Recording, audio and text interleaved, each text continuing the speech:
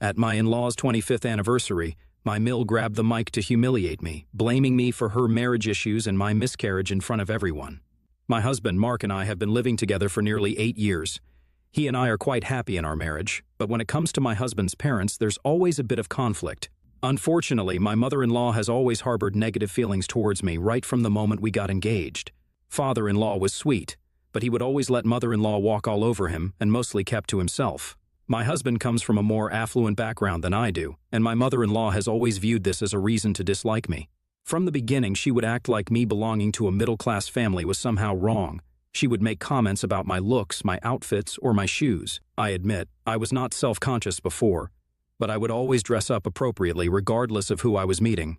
However, it was never enough, and due to her incessant comments, I started to buy expensive clothes specifically to wear on occasions when I had to meet her so she would not look at me in pity. On one occasion, I wore a white shirt that she had seen me wear a month ago, and mother-in-law immediately made a comment about how I was repeating my clothes and that well-off people don't do this. She sneered at how embarrassing it was. My husband did try to stop her, but mother-in-law would knowingly make these comments in front of everyone so I would be red-faced in embarrassment. She would even force me to go shopping with her, and she would buy me the type of clothes that I didn't even like wearing. However, I would gratefully accept her gestures and would thank her sincerely. I always made an effort to nurture a positive relationship with them because I genuinely believed she would eventually warm up to me. But then things started to escalate, and the strings-attached aspect of their generosity became apparent. While we were still less than a year into dating, I got a job in a really good company that allowed me to upgrade my lifestyle significantly. Mark was really happy for me, but when mother-in-law found out, she was not happy. She started to call me and text me, demanding that I let her know exactly how much I was earning, since, according to her, females in their families should always earn less than their men. I was really offended and pointed out to her that I was bound to earn more than my husband in the long run since I work in the pharmaceutical field, which is really lucrative. Mother-in-law then started to tell me how I was allowed to do this job if I wanted, but when I would get married to Mark, I had to leave it so that other family members don't talk about how Mark is not able to provide. This really made me laugh, as it wasn't the 1950s anymore, and Mark never had a problem with my job or my income. I decided to talk to Mark directly about this and let him know how. His mother was making me feel uncomfortable. He was furious that she had been contacting me and texting me about all this.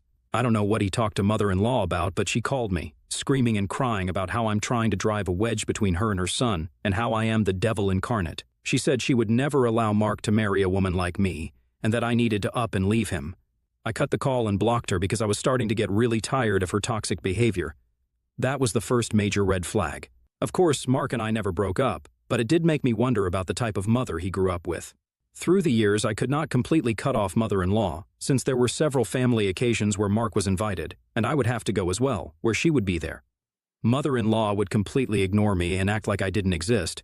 For example, if we walked into Mark's cousin's birthday party, everyone would greet us. Mother-in-law would come rushing to hug Mark and ask him about his day. If Mark tried to bring me into the conversation, she would look around disinterestedly and would quickly change the subject.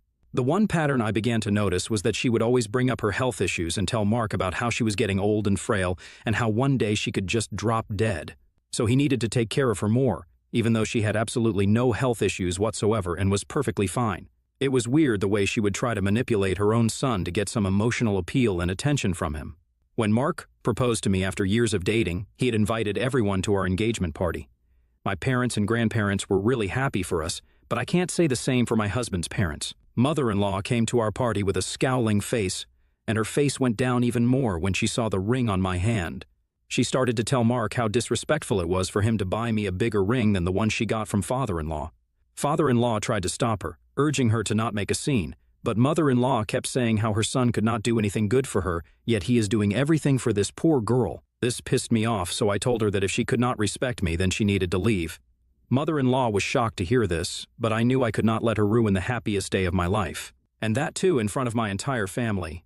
Father-in-law escorted her out while she kept yelling for Mark, who had my back. Later, mother-in-law called to apologize to Mark, saying how she was drunk even though we all knew she hardly drank a glass of wine. But because mother-in-law was apologizing to both of us, we decided to let it slide. Then came the planning of the wedding. Mother-in-law insisted that she would be included during my dress shopping, saying how she has always wanted to do this. It's important to note that during this time, my patience with her was already running thin, but she was the mother to my fiancé, and I could not blatantly be disrespectful to her. so I allowed her to come. I did warn my mother and cousin about it so they were ready if she pulled any stunt. Just like clockwork, as expected, mother-in-law had a problem with my dress. She told me how sophisticated people didn't wear so many laces and demanded that I should wear a more traditional white dress. I refused, and my mother told her that I was not her daughter, so she should keep her mouth shut. Mother-in-law got pissed and started to pout in a corner with her arms crossed like a toddler. Throughout the time I tried on clothes, she would be nothing but nasty towards my dress choices. In the end, I did decide on a dress, and we paid for it. Mother-in-law then came up to me and told me how she was glad that I picked the dress because it made my arms look fat, and giggled. Hearing this comment, my mother, who had been incredibly patient, started to yell at her and admonish her for her immature behavior. I was on the verge of tears because no one wants to hear something like that about their dream dress, and I'm not even fat, so I could not understand why she would say something like that. We let her know that she was going to have to find her own way back home. I had picked up everyone that day, and I refused to let her come back with us since I knew she would continue to say things about me in the car. Mother-in-law started to freak out, asking how I could just leave her, but that's exactly what I did. While I was on the way to drop off my mother, I got a call from Mark, who started to ask how I could ever do this to his mother and how she had called him crying, accusing me of leaving her knowingly. I told Mark that I would explain everything once I went back home, but he continued to berate me. So my mother, who could hear everything since he was on speaker, let him know that he had no idea what his mother had done to us the whole day. She continued to list one by one how mother-in-law had behaved and, in the end, asked Mark if he thought this is how well-respected adults behave. Mark was embarrassed since he had no idea about the whole story. Obviously, mother-in-law had not told him the full picture. Anyways, later when he came back home, he apologized to me again. He told me how he just freaked out thinking his old mother was left all alone, so he reacted that way. I told him that I would have never done something like that had she not been nasty to me the entire day. Mark hugged me and let me know that he would understand if I wanted to uninvite her from our wedding. At this point, I would have wanted nothing more than uninviting her, but I was worried that father-in-law might not be able to come, since his wife would not let him attend if she wasn't attending. I could not let my husband's wedding pass by, and his parents would not be present. I mean, that would just be outright cruel. We decided to talk to father-in-law before our wedding and informed him that if mother-in-law's behavior started to get out of hand, he would have to remove her. He understood and assured us that he knew exactly what we were going through. I felt bad for the poor guy for having to handle her 24/7. During the wedding, mother-in-law was surprisingly well-behaved. She would keep bragging to everyone about how grand our celebration was, as if she had paid for everything. It was all me and my husband's wedding fund, yet his family assumed since he was from an affluent family and mother-in-law always showed off about it, maybe she and father-in-law had paid for our wedding. However, during the wedding toast, father-in-law made it clear that they had not paid a single dime, and this was all a result of our hard work. He also talked about how proud he was to have an accomplished daughter-in-law and never imagined that his son could finally lock down someone as intelligent as me. Later, guests also congratulated us since they were surprised that we could do this all on our own. Mother-in-law's face soured and she was pissed at father-in-law, clearly. During the father-daughter dance, my dad and I danced for a while. Everyone clapped. Mark was about to come and take over when mother-in-law came running and said how she needed to be the first woman to dance with her baby boy before any other woman. Mark obliged, and they danced. Later during the wedding, mother-in-law came up to me and congratulated me. I politely smiled when she told me out of nowhere, "I was wrong. I don't think your arms look that fat in this dress." Then she walked away as if it was nothing. It really pissed me off, but I didn't want her mean comments to ruin my beautiful day. Everyone had a good time, and we danced through the night and maybe drank too much. The next day when I woke up, I had several messages from mother-in-law. Imagine my shock when I read through the messages. And she had written how I had embarrassed her throughout the night and how I needed to do better if I was going to be a part of her family. I was a bit hungover, but I remembered everything throughout the night, and just in case, I called my parents to ask them if I had said or done anything embarrassing, and they said no, I didn't, and everyone was having a good time. Later, when my husband woke up, I showed him all the messages, and he told me to ignore them. I got a bit suspicious, so I asked him to tell me what mother-in-law meant. This is when Mark revealed that throughout the night, mother-in-law would come up to him and tell him how I was having too much fun. If I was even dancing with my cousins, she would tell Mark how I was a wild horse, and he needed to control me since we were now married. Mark said all this jokingly and told me how he ignored her comments then and I should ignore her comments now. However, I was offended that she could imply something like that when I was dancing with my own family members in celebration of my wedding. She had no right to talk about me that way. I wanted to confront her right then and there, but Mark and I were going for our honeymoon, so I put that on the back burner. Our honeymoon was great, and we had such a good time. The day we came back from our honeymoon, mother-in-law called me and started to sweetly ask me how the honeymoon went. This was very weird since she hardly calls me. I told her how I didn't appreciate what she said about me to Mark on the night of our wedding, and she quickly brushed it off, saying she didn't mean any harm. Then she continued to ask about details of our honeymoon and kept asking if we had a lot of alone time. I asked her to be straight up with me since I didn't think our honeymoon was any of her business. But mother-in-law started to say how she simply wanted to know if she was going to be a grandmother soon. I almost gagged when I heard that for 2 reasons. The first reason is I had just gotten married, and it was not even a week. She expected me to become a breeding mule for her dream of becoming a grandmother. Secondly, both Mark and I never want kids. We had discussed this long before we got serious with each other, and our opinions had never changed. We did not want to raise kids, although we had nothing against children. Now, this is something we had never really outright told our parents because at the end of the day, it's our personal business. I kept my mouth shut as mother-in-law kept saying how I needed to get pregnant as fast as I could as my biological clock was ticking, and this was my best baby-making years. I was cringing so hard hearing her talk this way when she took it one step even further. She started to say how me and my husband should stop using condoms, which was an extremely inappropriate thing for her to say.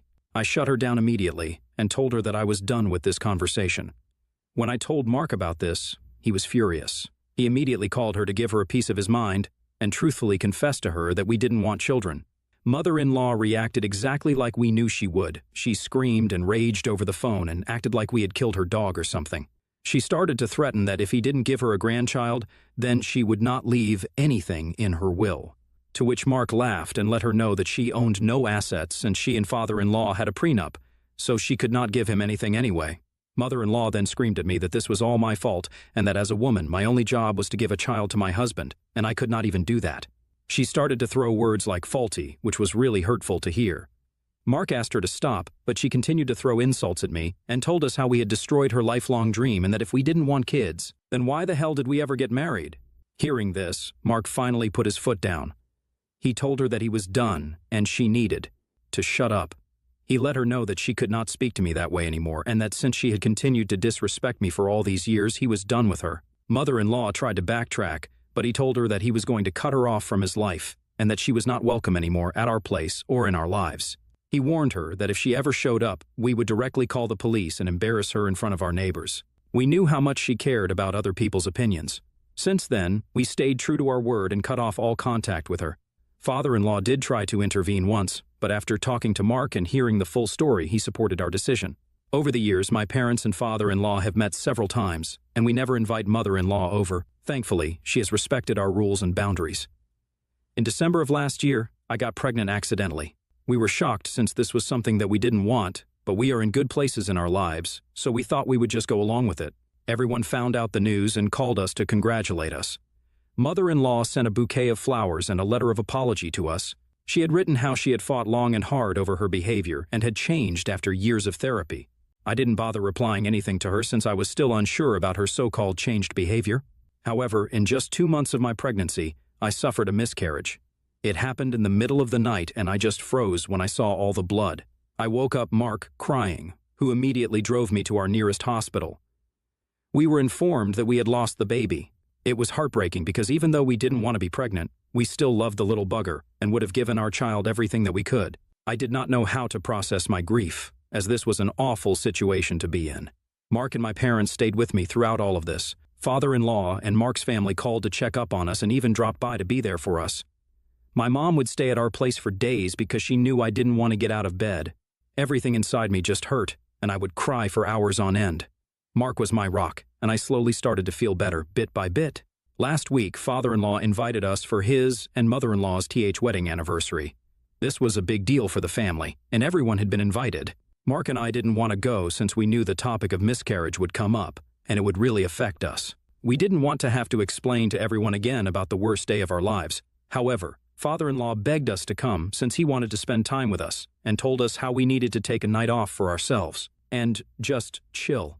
We begrudgingly agreed, and this was going to be the first time we would see mother-in-law after all these years. However, I was already going through such a hard time on my own that I didn't have the energy to even think about her or her antics. Mother-in-law was pleasantly surprised to see Mark and ran to hug him. She was ice cold to me in comparison, but I didn't care, so I found my seat to sit down, allowing Mark to talk to his mother. Later during dinner, everyone kept talking about their good news and how well they were doing in their lives, like people usually do. One of Mark's cousins mentioned how she was pregnant, and it was like a wrench to my heart. Everyone congratulated her when mother-in-law suddenly got up to give a toast. Holding a mic, she raised her glass and started to say how she was so happy to be surrounded by her loved ones, and how she would not have it any other way. Mother-in-law then congratulated Mark's cousin for her pregnancy and started to say how she was bringing a little bundle of joy into the world, while others are killing children. She then looked at me pointedly and started to say how she knew I had done something to the baby because there was just no way that it was a simple miscarriage. Mark and I immediately froze because we could not believe how unbelievably cruel she was being. Mother-in-law continued to say loudly how her son had settled for someone like me and that she had allowed our marriage, thinking at least I could give her grandchildren, but I was not even capable enough to do that. She announced how I was nothing more than a trophy wife and that she could not wait for Mark to finally divorce me, as I was, anyway, not her family, so no one had to see me for her next anniversary party. She then cheered and drank the entire glass as if she had just given a victory speech. The entire room was silent as Mark asked his mother what the hell she was doing. They went into a screaming match where she continued to blame, and he tried to protect me as much as he could by saying how ridiculous she was being. I was so ashamed and embarrassed by everything that I just burst into tears. This was all just too much for me, and I was feeling a lot of emotions. Mother-in-law mocked how I should stop acting because no one was going to buy my sob story anyway. Out of nowhere, father-in-law, who had stayed silent in his seat watching the whole spectacle, got up and asked everyone to calm down. He said how he needed to say something important to get it off his chest. He took the mic and announced that he had suffered for the past years, and that tonight had finally opened his eyes to the fact that he was done with all this. He looked at mother-in-law, who looked at him confusingly, as he announced that there would be no wedding anniversary next year, as he did not want to remain married to her anymore. She looked like she had been hit on her face with a brick wall. Father-in-law went on to announce that he had stayed married to a woman like her for all these years because he wanted my husband to have a good example and didn't want to break the family up. However, after watching mother-in-law's antics over the years and how she continues to hurt people, he has come to realize that he is too old now to go through with this. Mother-in-law looked stunned as father-in-law asked the guests to please eat as much as they wanted, but that he was going to go out and have a drink. He took off his suit and tie as he walked out of the wedding. Mother-in-law started to yell at him to come back, but he ignored her. She then directed her anger at me, saying how I ruined everything no matter what, but Mark told her that this was all her fault, and he was glad that his dad was finally leaving her. This must have really hurt mother-in-law because she got quiet and told everyone she was leaving also. Some of the guests did come up to me and check up on me since they were worried about me. Mark's cousin, who was pregnant, came and hugged me. Since the incident, father-in-law has been staying with us. He has refused to go back, even though mother-in-law keeps calling him hundreds of times. He's told us that he would be talking to a divorce lawyer. I feel really guilty because I somehow feel responsible for all of this. Am I at fault for father-in-law divorcing my husband's mother? Please give me honest opinions only.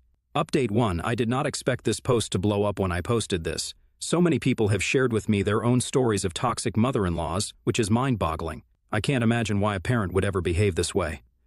Also, to clarify, please don't bash my husband. He has stood up for me whenever he could. It's not easy to have an overbearing, controlling, toxic parent. I was lucky enough to grow up with loving parents, but he was not. Clearly, he grew up thinking this behavior was normal and has done everything he could to protect me. Lastly, I would like to thank everyone who shared their own journeys with miscarriage. I'm truly, truly sorry for everyone who has gone through this. I hate to admit it, but I feel so much guilt because it was my job to protect the baby, and I did everything I could, but I feel like I failed even though it was in no way my fault. You all are right. I need to go and talk to a therapist about it. I will also join various forums where other moms have gone through this tragedy so I can feel seen and understood. Update 2. Father-in-law has served divorce papers to mother-in-law, finally. It's been 2 months since my last update, and father-in-law has been staying with us. He is a great house guest. I can see where my husband gets his humor from. Father-in-law also loves to cook, so sometimes when I come back home from work, he already has food on the table. Mother-in-law was really lucky to have him, and I don't know why she let herself lose a gem like him. When father-in-law and Mark went to serve her divorce papers, she refused to look at them. Mark has told me that she yelled at them, saying that they had no right to cut her off and that she said all that about me because she wanted only good things for the family. Mark ignored her and helped father-in-law pack his stuff. Mother-in-law got pissed and started to throw things on the ground, yelling and screaming. At this, father-in-law threatened to call the police, since it was technically his house. Hearing this, she shut up because she knew she had nowhere to go, After the party, no one had reached out to her except to say how big of a hole she was. Everyone knew she had lied about me being a trophy wife because I earned really well, and they also understood my pain due to the miscarriage. Clearly, they had all laid it on to mother-in-law and let her know that they didn't want to be around an unstable person like her. She has no family or friends left due to her own antics. She has tried to beg father-in-law, but he clearly doesn't want anything to do with her. My parents have talked to mother-in-law after hearing what she did to me, and they would not hesitate to pursue legal action against her for harassing me and defaming me publicly. My mom is not the silent type and told her exactly what she felt.